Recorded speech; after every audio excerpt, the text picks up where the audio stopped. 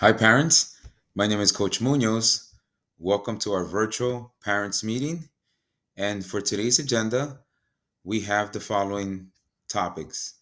We're going to introduce our coaches. We have four coaches at the high school, and we have two coaches at the middle school. We're then going to transition to our mission, vision, and core values we have for the program. We then will talk about the calendar and the time frames, the practices from what time to what time, the game times as well. If we have an away game, what time will your kid be getting home? If we have a home game, what time your kid would be getting home?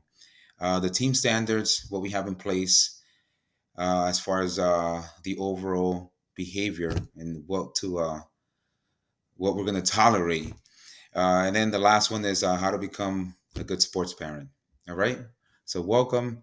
My name is Coach Munoz. I am the head coach of the varsity program for both the boys and girls.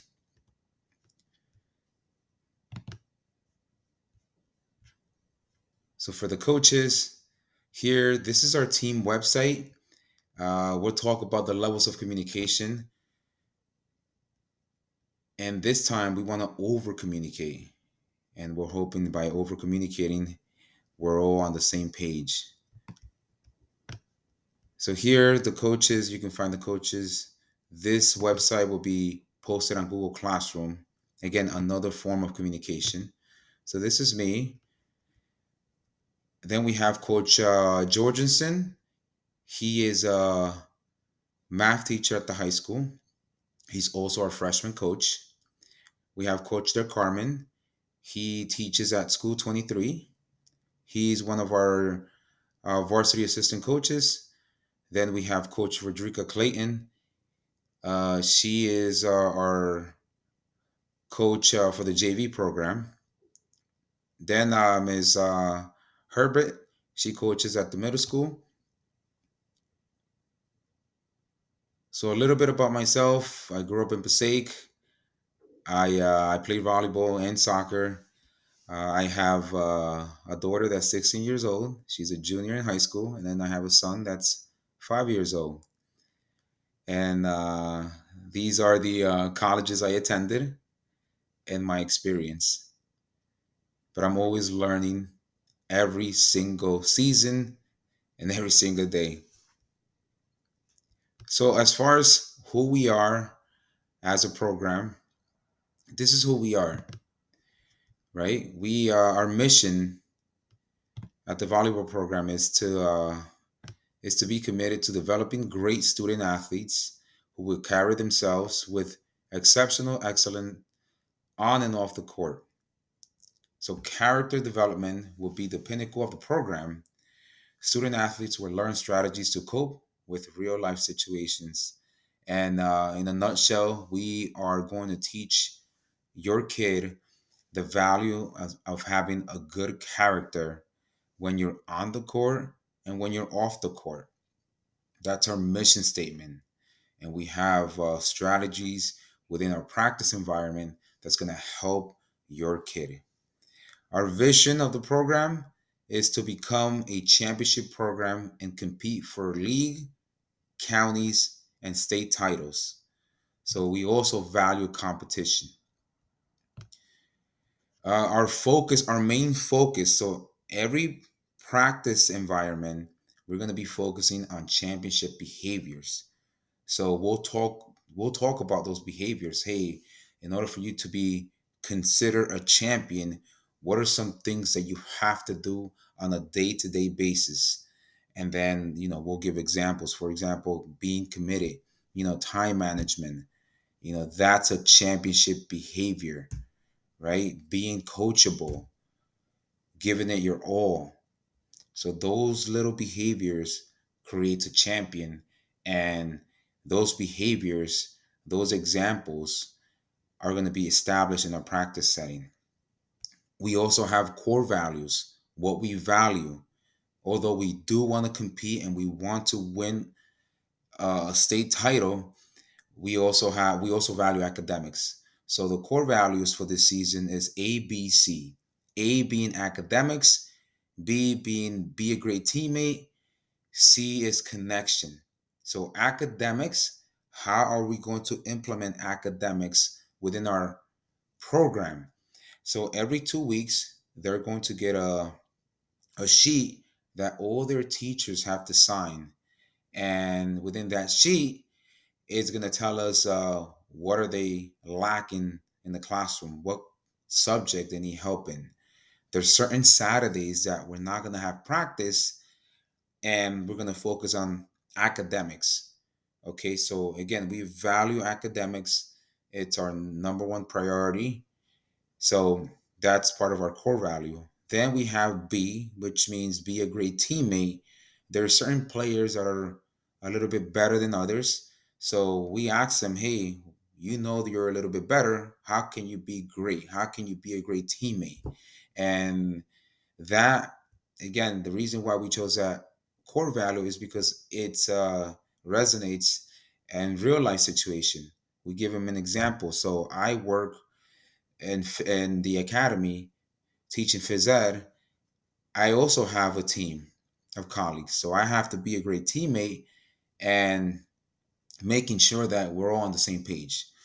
Connection, C is connection. What are some ways you can connect to what we're doing here to real life, right? How's being part of this program making you better or will make you better as a person?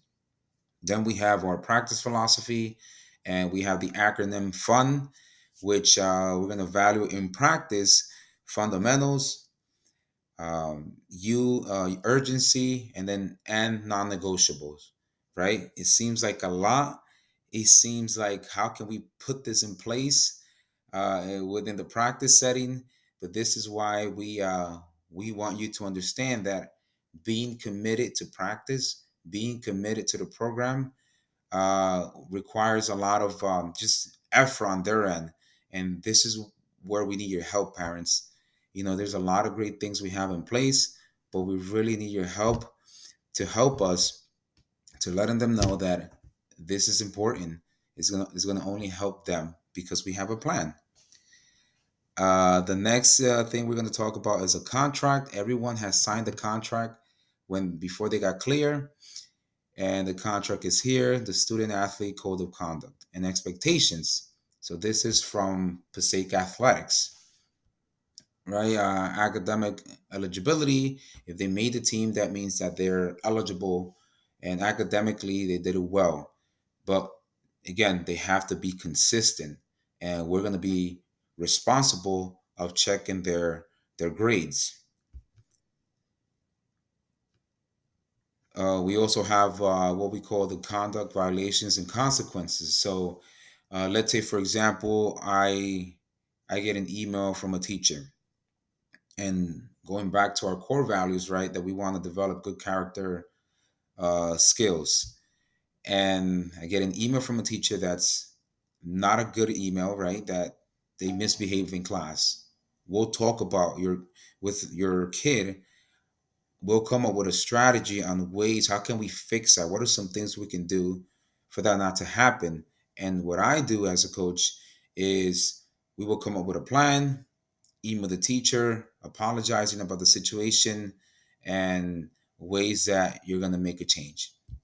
We also have another example where if a kid gets suspended, right? So once you become suspended from school, not from the team, from school, you automatically become suspended from the team.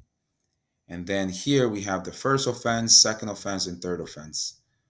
Okay, so there's going to be consequences if they commit an infraction.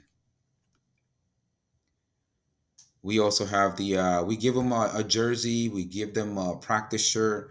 That is not theirs to keep. They have to return that equipment back. And if they don't return that equipment back, we're going to put a hold in their account, and they can't get their high school diploma.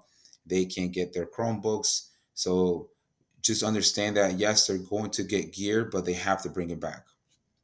Awards at the end of the season, we have an award ceremony for the varsity student athletes only. All right. So We'll share the dates, and right now we're still working on the tryouts, so we haven't have a set like grouping. But once we have the groups in place, varsity, JV, and freshmen, the varsity group goes to the award ceremony. We again commitment to the team. It is an obligation, right, to be there every day. So here's an example that I've hear every season. Coach, I can't come to practice because I have to babysit. That's not an excuse for them to miss the team practice. All right. Here's another excuse where, hey, I have a doctor's appointment that I have to go. This is why we tell them in the beginning, we show them the calendar. Hey, we have to learn how to time manage, because if this is important to you, you will find a way to either change that appointment, make it a little bit earlier, and be present, be there. So, commitment to the team, although it sounds very basic and easy, there's going to be things that they have to make a big time decision. And again, we value them for them to be in practice every day. So, time management is going to be huge, and we'll help them. How can we'll give them strategies on ways they can create this plan and manage their time. Injuries, we have the best athletic trainers in the state of New Jersey. So if they get injured immediately, we report it to the trainers. Transportation to and from athletic events. So here's the transportation. Here's an example. We go to play against Clifton. You as a parent go there, and then you say, hey, can I take my son back home? No. If you want, there's a contract that you have to sign, or a form I should say. So we have student athletes must ride on the bus with their team to or from any away athletic event. Official school transportation will be provided, originating at the school and returning back to the school at the conclusion of the event. If a parent guardian wishes to transport a student athlete to from an event, the travel release form must be completed and approved prior to the event. So we have forms. If you are planning to attend and you want to take your son home, that's fine. But there's a form. We have a student athlete expectation, and P represents Passaic community, and there's a pride that they have to have. There's an expectation on how we dress, how we speak, and how we act. Spectator sportsmanship. We expect that all parents, fans, students, and other visitors to show respect for officials, players, coaches, and staff. A high level of sportsmanship is required by those in attendance. Failure to comply will result in losing the privilege of watching the event.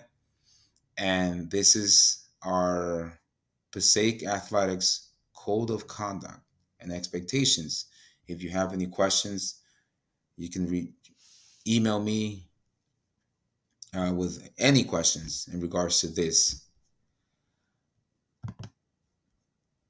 Next, we have the calendar, the levels of communication. So there, it seems like a lot, but it's not a lot. The main communication that we're going to use and how we communicate with our student athletes is Google Classroom. Everyone in our program is in our Google Classroom. This is the first line of communication. All right, we'll post an announcement. Most of them, they have it already on their phone as a notification. If they don't, that's what they need to do. They need to update their phone, and make sure that whenever something is posted, it appears as a notification on their end. So this is the first line of communication. Then we have our team website, and this is going to be shared in the Google Classroom.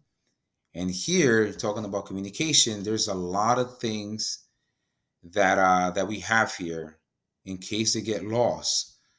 So the biggest thing right now is the calendar. So let me show you an example of the current March calendar.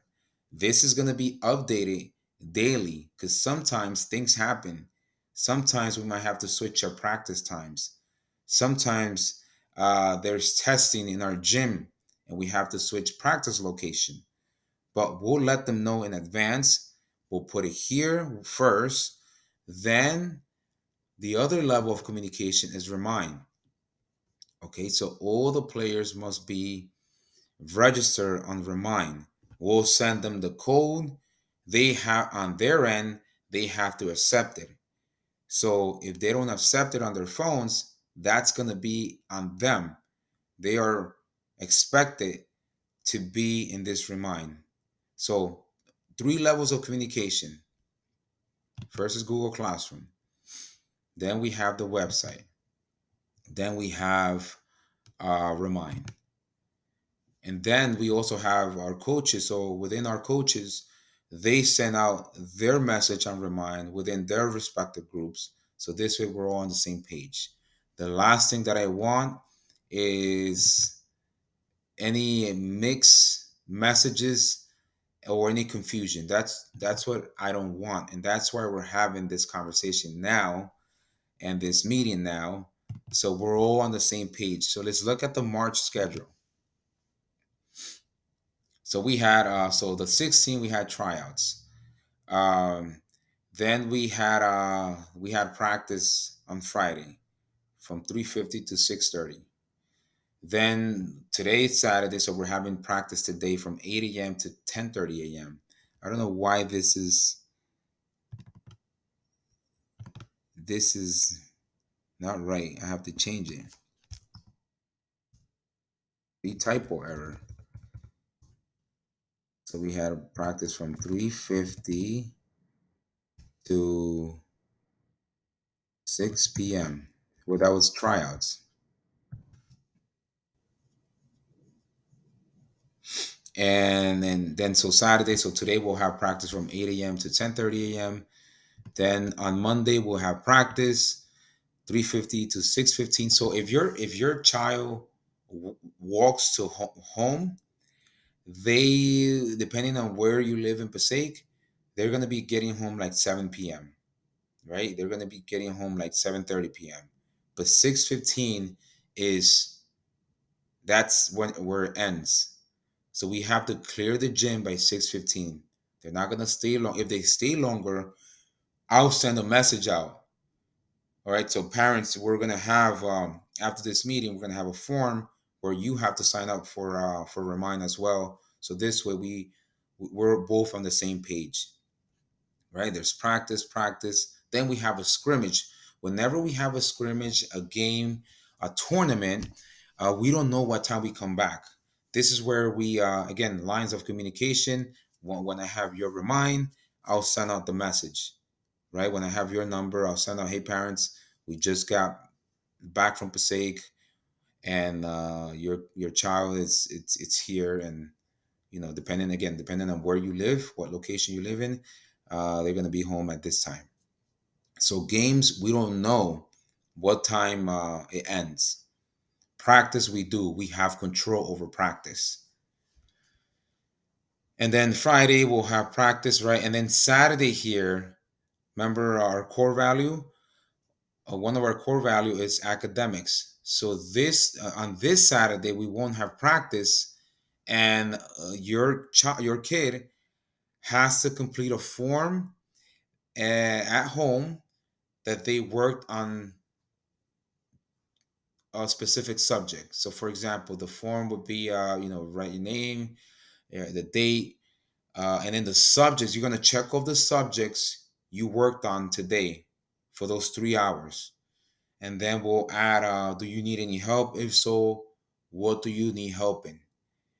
And based on the report that we generate for that day, it is our job and obligation as coaches to find them help. So, for example, if they write, I need help in math, okay, we'll get them a tutor. I need help in AP English, okay, we'll get them a tutor. So this day, although we're not having practice, we're still having academic responsibility. And then scrimmage on Monday, then scrimmage Tuesday, and then Wednesday, then back to practice, and so on. It's a busy schedule, but we're trying to just be efficient with our time frames.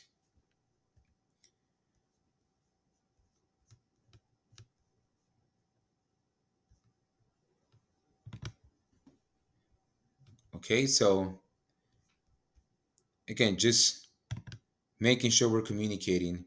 If you have any further questions about anything, you can email me. You can reach out at any time. When we share the remind, we'll establish that as well. Then again, here on the website, the last thing we're going to talk about is how to be a supportive and a sports parent. There's recommendations here for you.